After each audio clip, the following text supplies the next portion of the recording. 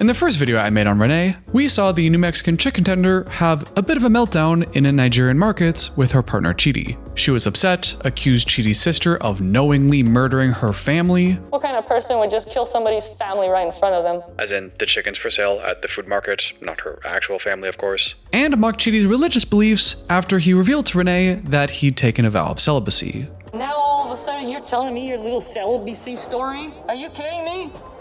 Something's off. That all sounds pretty bad, but would you believe me if I said that it only got worse? Before Fit hits the shan, things in episode 5 actually get off on a much better foot. Well, they get off on a much better foot. Doesn't stay like that for long.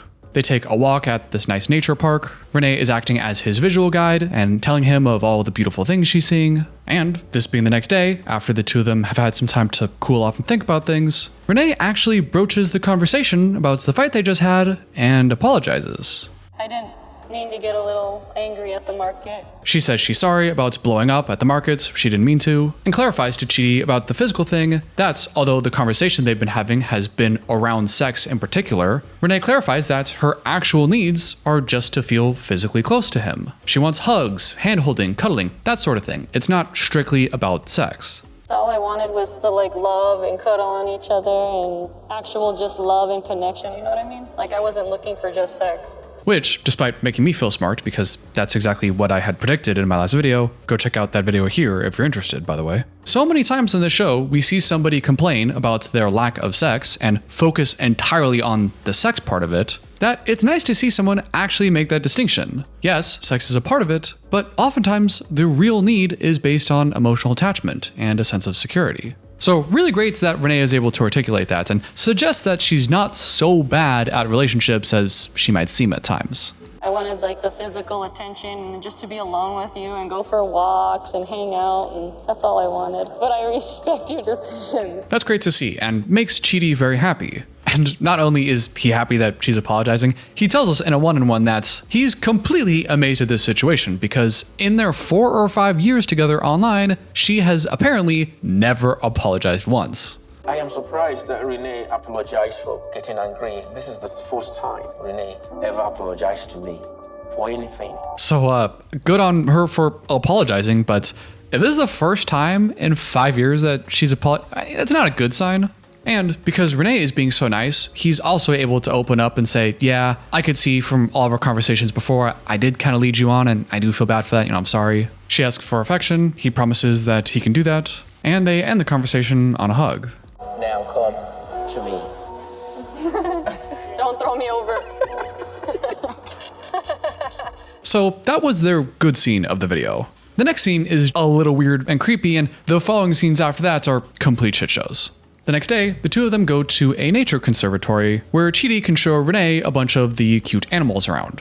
Rayne obviously loves this because she's an animal person, and she tells us that in the last 24 hours, she has seen some more affection from Chidi like they had discussed. After our walk in the park yesterday, I think Chidi is really trying to be more affectionate towards me. Rayne is feeling pretty good about their relationship right now, and says she's happy to finally be in a position where she can be around Chidi 24/7 and never leave his sight. That's all I want is 24 hours a day to never leave his sight again. Well, I guess technically speaking, never mind.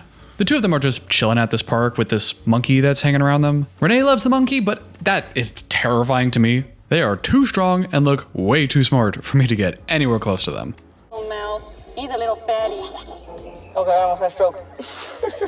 They get a little personal and talk more about Chidi's blindness and its origins, which is all a pretty terrible story. When, in the middle of this heartfelt conversation, Rayne suddenly asks this. The whole thing about being blind, do you believe that you became blind spiritually?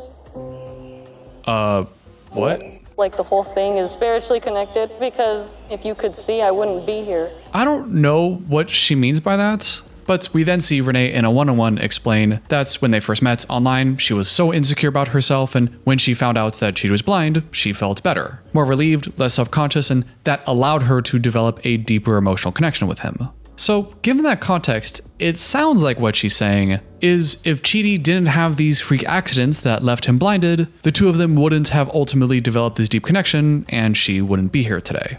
Which I guess is an interesting kind of butterfly effect you could think about. But then Rayne takes it in a much weirder direction. It's crazy how it happened with him losing his eyesight on 2 different incidents. That's no coincidence. I think something spiritual happened to him that made him lose his sight so that we could come together. So being blinded in 2 separate occasions is no coincidence. It must have been something that happened spiritually, and the reason for that is so that the 2 of them could be together.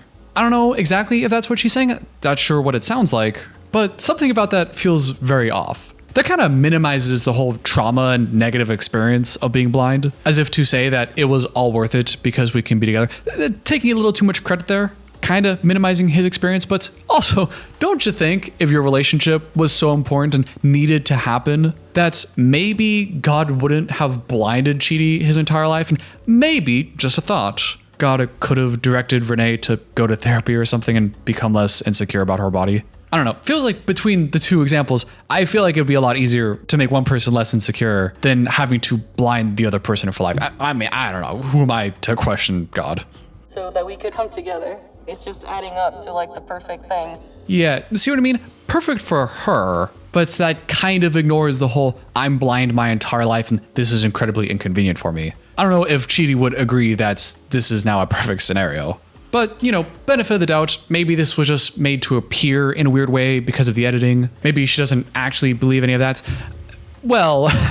Do you believe that I was brought here by God himself? Because your blindness is just not a normal occurrence. We've all been smacked in the face countless times. And What? This all feels wildly inappropriate and offensive. Even if she wants to play around with the butterfly effect conversation, to say to someone, you know what, plenty of us get hit in the face all the time and we don't become blind. Like, okay, he got hit in the face and now he's blind. Like, what are you trying to say? That's the injury isn't real? That's you're just the weakest or most unluckiest person in the world? Like, all that is offensive. Chidi has the only reasonable response I can think of in this situation. He just kind of laughs awkwardly in clear discomfort. Smacked in the face countless times and...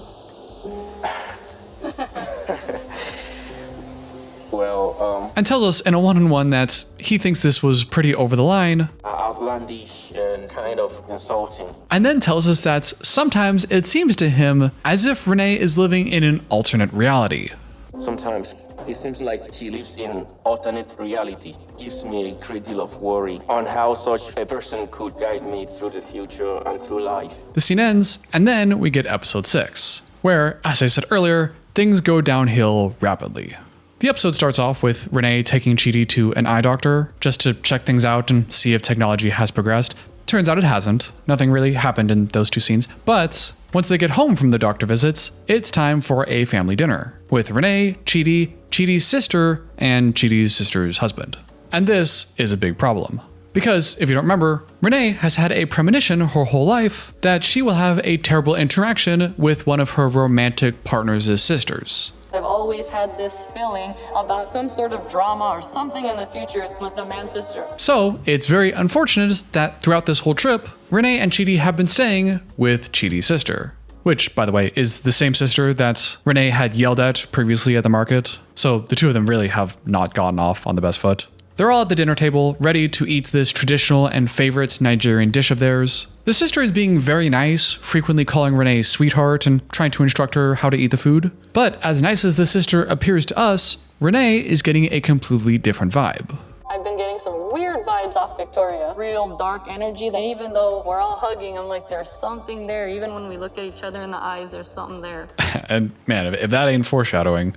And as much as I want to say Rayne is crazy here for believing this, at least to me in these scenes, it does look like the sister is a little upset and probably doesn't like Rayne very much. I mean, they just had that market situation where Rayne kind of flipped out and was pretty unreasonable, so I can't really blame the sister for not having the best impression of Rayne. But I do agree with Rayne here that it does seem like there's a bit of a dark energy here.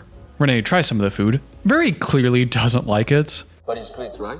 It's different, yeah. She finds it a little too spicy, which I have to believe because if you look at this kid is drenched. How spicy is this food?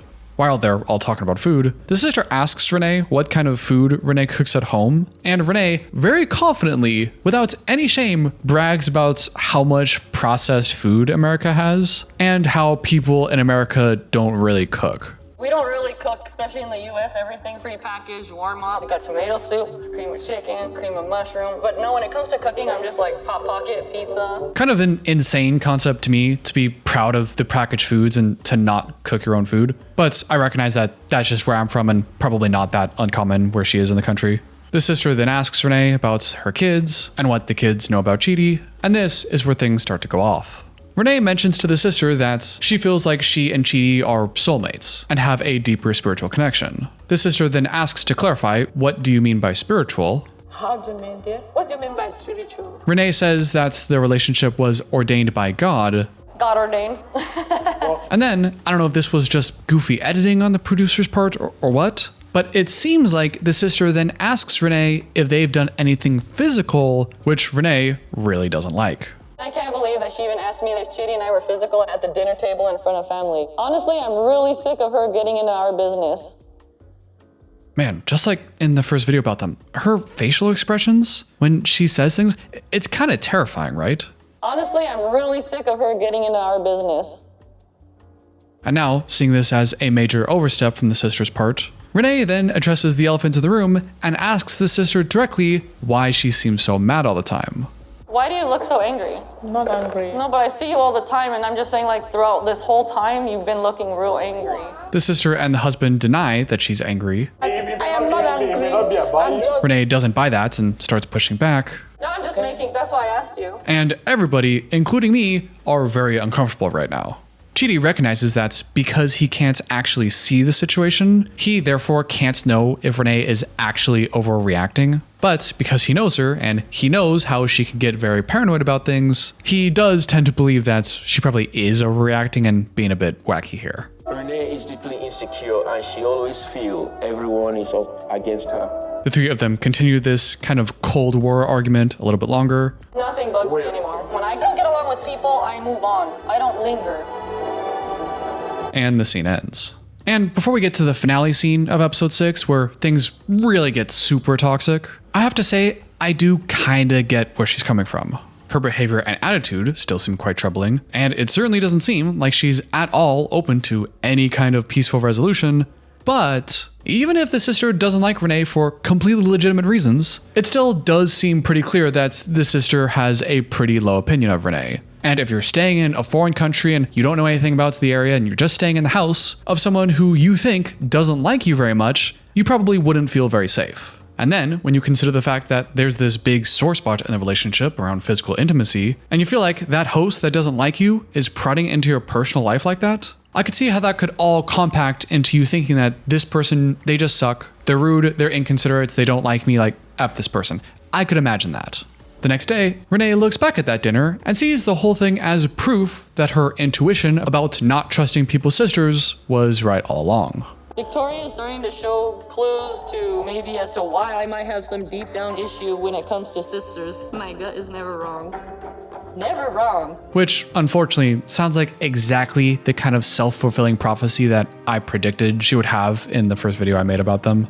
Rayne goes into a situation assuming that it'll go poorly, which would naturally cause her to bring some amounts of bad energy into the situation through increased aggression, defensiveness, or hostility, something like that, which then makes a negative outcome more likely. Rayne then interprets this negative outcome as a positive reinforcement to her initial belief. See, I was right the whole time. When, in reality, maybe if Rayne didn't go into this situation with the sister assuming something bad would happen, Rayne may have brought in more positive energy. Maybe she'd find it easier to listen to the sister, be more relatable, find more things you connect on, and then you don't have a bad experience that would then fuel the original hypothesis. But regardless of why the bad energy is here, there certainly is bad energy. And Rayne decides that she would like to get a hotel room and not have to be around the sister anymore. Rayne and Chidi go out for another walk, where Rayne plans on telling Chidi her plan to get a hotel. They sit down and, for the second time, Rayne actually starts the conversation by apologizing for losing her cool last night. So about last night, I wanted to apologize because I did raise my voice a little bit. Rayne, in a pretty non-hostile voice, tells Chidi matter-of-factly that this whole situation at home, it doesn't seem to be working out. I appreciate your sister, but I don't know if our problem will be resolved in the end of all this. And finally asks Chidi if he would join her if she were to get a hotel room. So I was just wondering if you would feel comfortable to like stay in a hotel room with me. Chidi, despite being completely caught off guard and completely shocked at this suggestion, thinks about it for a moment, says that he does see the logic in it, but at least right now has to go home and think about it and wishes everyone could get along. But while that response is reasonable, it's not a yes. And I think that's the only acceptable answer to Renee, because she does not take that well. I'm just uncomfortable with the situation because I came so freaking far to see my soulmate. I'm just looking for that little bit of quality time alone with you. Renee seems to only be asking for some quality alone time with her partner. But this doesn't work for Chidi because that would mean that they have to be alone together in a room. And because Chidi's a man and has blood running all over his body, he's implying that he's so horny that if they're going to be alone in a room together, then he's going to end up breaking his celibacy vows, and therefore this goes against his faith. I don't see the issue with you being alone with me. Because I am a man. I have blood running all over me. And this excuse really pisses Renee off. No, you know what? No, I don't want to argue, okay? No, we are not arguing. Shut up, Dad. I'm trying to be nice to you. Whoa, shut up, I'm trying to be nice to you? That's super aggressive and uncalled for. Pointing someone's finger in their face, telling them to shut up, that's just, come on, what are you doing? We're adults here, you don't have to act like this. Back to the fight. Because Renee's ultimate goal is just to have some quality alone time with her partner, she then angrily makes a promise to Chidi that no matter what happens, she swears they will not have sex. Since you might think that maybe I'm such an animal, I'm gonna jump on you, I want to promise I'm not gonna touch you in any sexual way. I just want to hang out with you, okay? Which, again with Renee, not an unreasonable request, but her execution and how she handles these situations, complete ass. I need privacy with her. That is real. That is reality. But if we move into a more quiet and private place, that I might capitulate. Now, I want to make a point about this, and it's a very specific point that I don't want to miscommunicate and get canceled for, so hear me out. Having boundaries is great, and if not having sex is one of your values, then also great. And if you feel uncomfortable being in certain situations because you think you'll end up making mistakes that go against your values, then by all means, do what makes you feel comfortable. However, as a guy, I personally get annoyed with this societal notion that men are incapable of controlling ourselves when it comes to sex. Well, you know how guys are. It's because I'm a man, Renee. Like, no. Chidi is 33 years old. I don't like how society enables us men to use our gender as a built-in excuse to not work on our self-control and self-mastery. Just my opinion, but controlling your hormones for one day shouldn't be so hard, pun intended, that you can only be around your partner either outside in public or in the house with your family around to babysit you. It might take some work, but I believe everyone and every man should be able to feel horny and feel the temptation and still not have sex, okay? Now, where I don't want to be misunderstood is if I was in Renee's shoes and I flew all the way around the world and spent all this money and effort on investing in a meaningful relationship, I would feel pretty disappointed if I felt like my partner wasn't putting in a similar level of effort. To be clear, I'm not saying Renee is entitled to sex or cuddles or even alone time. That's not what I'm saying. But I would feel entitled to some similar amount of effort invested in the relationship. And that's where it comes back to this self-control thing. Not being able to control your urges for one day shouldn't be the bottleneck in building a relationship. Chidi even said so himself, that couples need alone time to develop that connection. And if I flew all the way across the world to build that connection, only to find out that we can't because my partner lacks the self-control, then bro, that kind of sounds like a you problem. Sounds like you need to work on your self-control and some discipline. And again, this is just my opinion, but I feel like if we encouraged men to work on that self-control and discipline instead of infantilizing us and treating us as large infants incapable of even the most basic impulse control, then maybe Chidi and Renee can have their alone time, build their connection without crossing any boundaries. I need privacy with her. That is real. That is reality. But I might capitulate. Again, boundaries, values, consent, all good. Lacking the self-control to embody those values, maybe not good. But it seems like from the edit we see that Chidi didn't tell Renee that it's because he's so horny. He actually says it's because he's in a society where there are certain societal norms and principles, which is not an answer Renee likes. And you know what the sad part is you care more about what people think. Hey! Ugh, that behavior is so annoying from Renee. Again, telling an adult to shut up and putting your finger in their face. That's such a juvenile way of handling conflict. Yelling at him, talking over him, getting aggressive. Not cool, and from Renee, kinda scary. You care more about the world and what people and your family think versus us. And then, as if it wasn't bad enough, Renee then mocks Chidi's beliefs in his face. Well, I'm not gonna come to your beliefs because I'm far beyond your little beliefs. Oh my god, what are you doing, Renee? Now she's just straight up insulting him, condescending, mocking your little beliefs like she's just above him. But then we take a turn into Looneyville again. Your little beliefs. I'm on a different spiritual plane. Yeah, she's lost me. I have no idea what she's saying now. At first, she's mad at Chidi for not being able to control himself, and she doesn't get the emotional closeness that she wants. And okay, fair enough, but why is she then mocking his spiritual beliefs and talking about the plane of existence? Like, what does that have anything to do with that? That's a weird place to take this conversation. The show then cuts to Chidi's perspective of him being overwhelmed and overstimulated with being blind and the sound. I hate noise. It disturbs my brain. And I am extremely overwhelmed by Renee right now. But I kind of had to laugh watching this because in the middle of this tense conversation, we're just totally Peanuts teaching Renee here. She's just a background noise going, wah, wah, wah, wah, nah, nah, nah. Like, it is kind of funny. She rants at him, she's angry, she's talking over him, harassing him.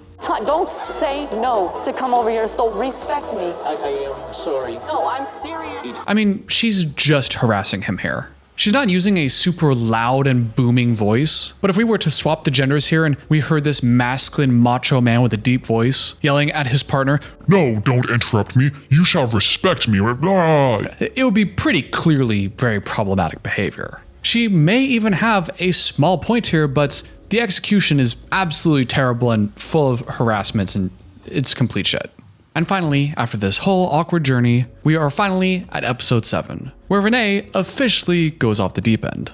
These next two scenes are really dense with a lot of problematic behavior and an intense fight, and it's a little hard to summarize, so we're gonna go more or less line by line and really dive deep into every bad and terrible thing that happens. So let's get into it.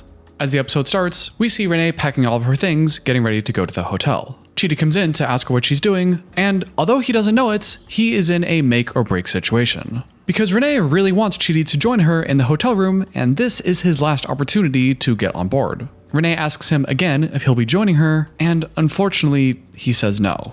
I think I need to sleep on it tonight because I need to gather myself and I'll make arrangements. Renee actually hates that response and finds his excuses embarrassing. What arrangements do you have to do? When you sit there and say you have to prepare, it's actually some bull that's and quite humiliating, actually, that you'd use that excuse. That's quite pathetic. I don't really know what exactly he said that was so offensive to her. I guess she perceives his response as just a generic excuse and is insulted that he's not maybe man enough to just say no to her. That's what I'm guessing. I don't know. And Chidi doesn't know either, as he tells us in a one-on-one that he doesn't want to argue anymore. He doesn't want to get into it about his faith and try having this conversation again, but unfortunately, Renee is not the kind of person to hear other people out.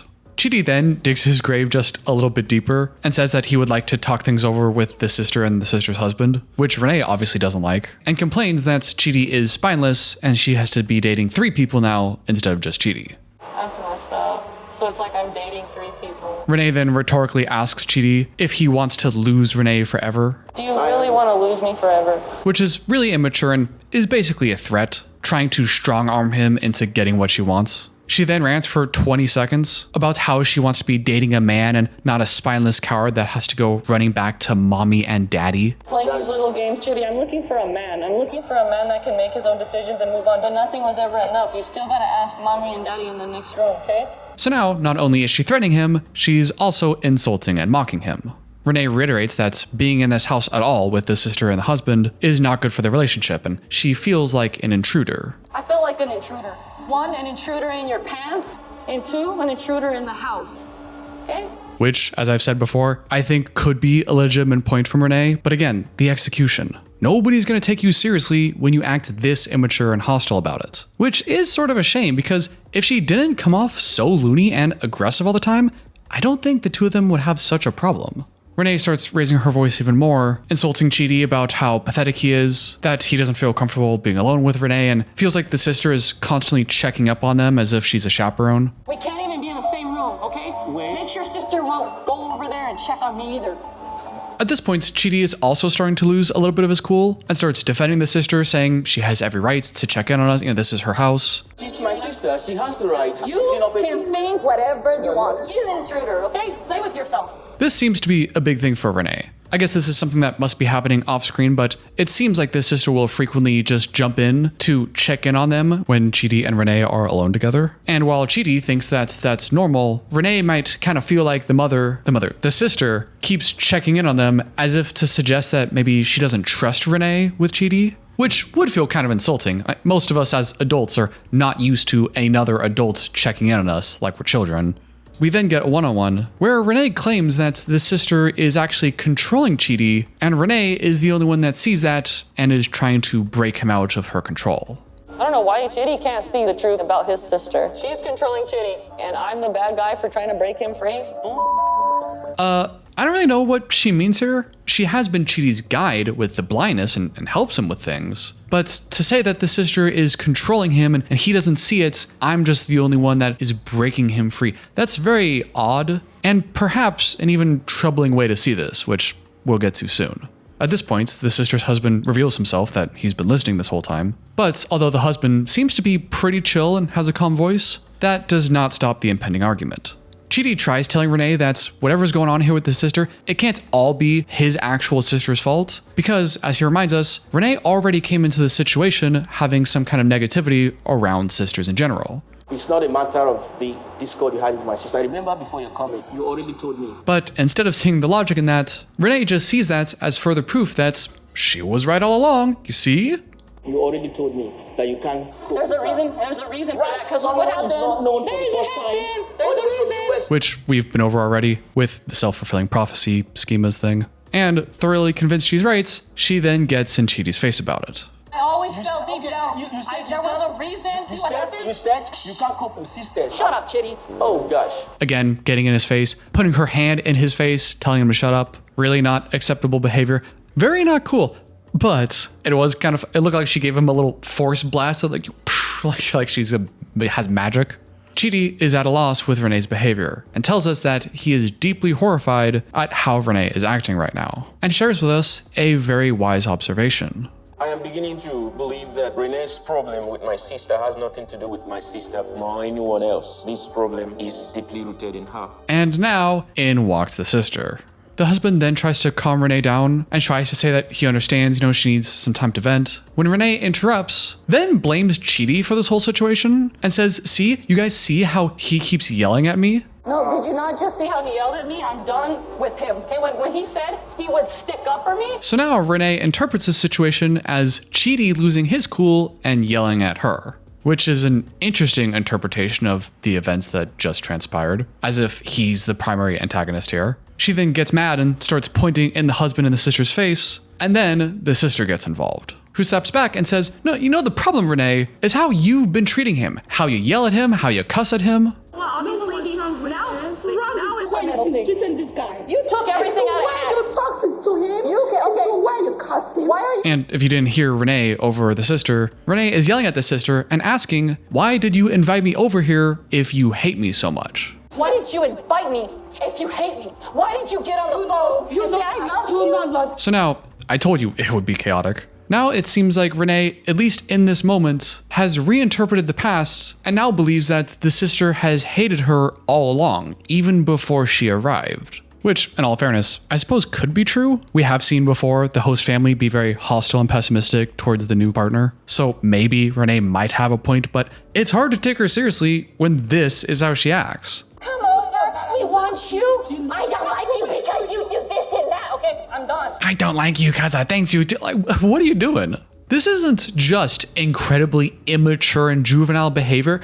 As an adult, if I had to interact with a fellow adult human being that was acting like this, 9 times out of 10, I'm running away. And it seems like the sister might even agree with that, because it looks like she kind of runs away herself to hide behind her husband. She's also protecting her kid that she's carrying, calls Renee delusional, and Renee responds with more Renee things. Okay, guess what? If you can see that I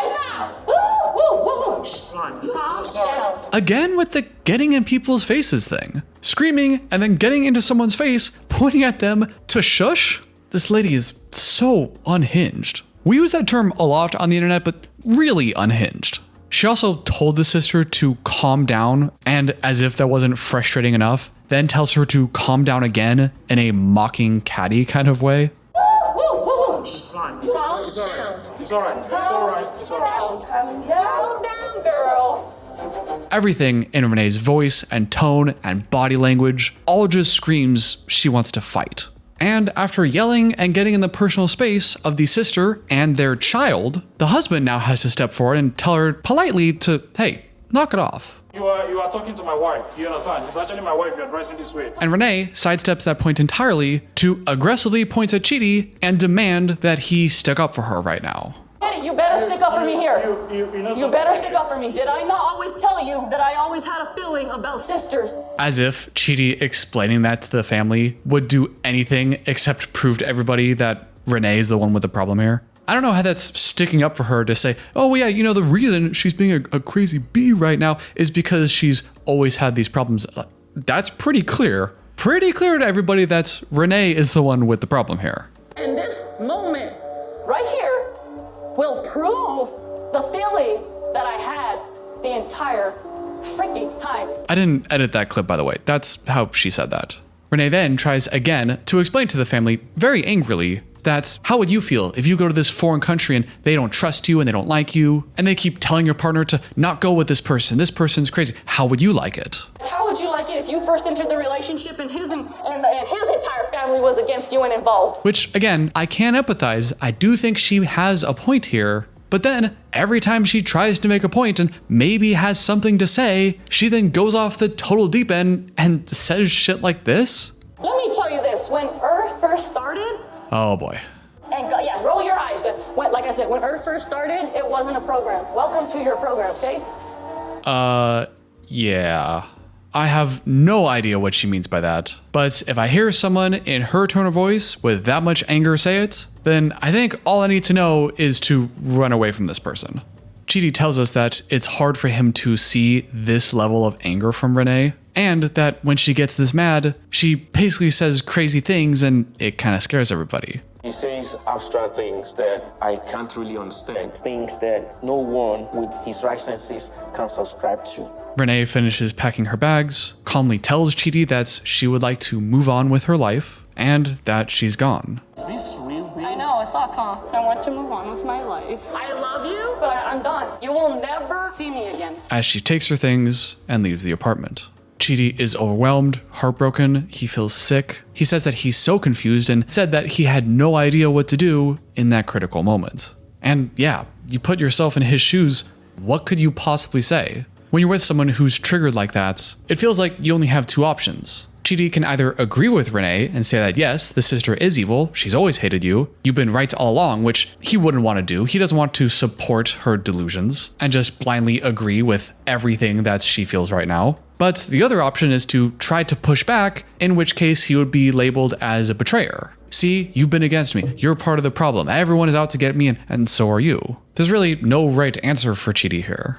And lastly, before the episode ends, we see a brief scene with Renee in the car to somewhere, I guess the hotel, where she's crying and says, Painful, neglectful, just plain out hurtful, but I'm used to the pain, so I won't hurt for long. painful, neglectful, hurtful, but she's used to this pain and therefore won't be hurting for long. Before saying some more sad things about how she's hurt, and the scene ends. Now, maybe those things she just said was just some kind of generic sad person stuff to say, but given the behavior we've seen from her so far, it feels like it could be all connected. Editor James here. I continued filming this video for another 45 minutes of a real talk with James, where I discuss the possible origins of this behavior with Renee, attachment issues and patterns, schemas, and discuss the very odd behavior that she's shown with some of this higher plane stuff. And although I find it very interesting, it doesn't quite fit the theme of the rest of the video, so if you're interested in watching the full video with my full commentary, then consider becoming a channel member by hitting the join button below or by clicking the link in the description. Anyway, that's all I got for today's video. This was quite a long one, and if you have any opinions on what I've said or anything that I haven't said regarding Rayne and Chidi, then definitely let me know in the comments below. A big thank you to all of you channel members, with an extra special thank you to Nancy Jones for being a producer of this channel. And until next time, I'll see you later.